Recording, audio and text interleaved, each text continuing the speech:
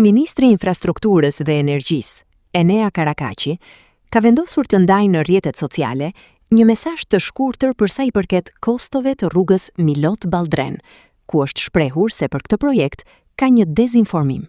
Që për momentit që kemi shpallur fituesin e projektit për ndërtimin e rrugës Milot-Ballldren, kam vënë re me keqardhje një tendencë për dezinformim lidhur me kostot e ndërtimit të kësaj rruge, që vjen si nga krahu i opozitës, ashtu dhe nga disa media të painformuara siç duhet.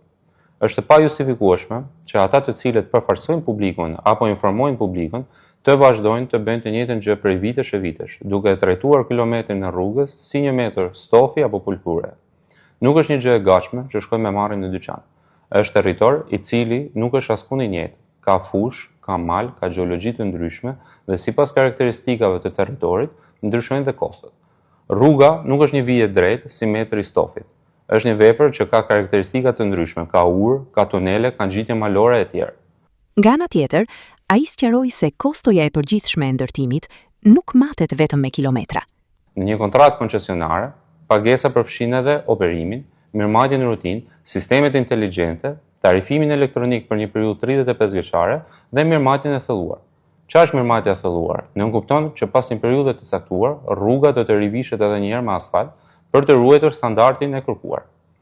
Shifra e përgjithshme për 364.7 milion euro është vlera totale e kontratës koncesionare 35 vjeçare, e cila përfshin projektimin, ndërtimin, sistemin elektronik të tarifimit, operimin dhe mirëmarrjen, ndërkohë që kostoja e ndërtimit të autostradës është 182 milion euro. Autostrada Milot-Ballldren do të ketë një gjurmë tërësisht të re dhe projekti përfshin një tunel në mal me 2 tuba 850 metra, një urë të re 620 metra mbi lumin mat, një urë të re 223 metra mbi lumin drin, 5 nyje në disnivel, rreth 9.5 km rrugë dytësore dhe sistem elektronik monitorimi dhe tarifimi. Gjitha këto elemente kanë kosto të konsiderueshme në çdo projekt autostrade. Nuk bëhet fjalë për një rrugë fushore, por aksi kalon në një zonë aluvionale pranë bregdetit adriatik. Kjo kërkon stabilizim të rrjetit, mbushje të konsiderueshme të terrenit, drenazh, masa kundër uljeve diferenciale.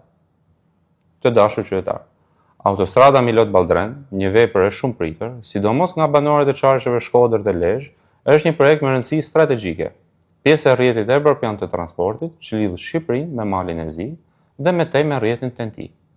Si e tillë, realizimi i saj ka një rëndësi madhore dhe qeveria shqiptare, Ministria e Infrastrukturës dhe Energjisë dhe unë personalisht jemi të angazhuar maksimalisht për të realizuar sa më shpejt këtë projekt.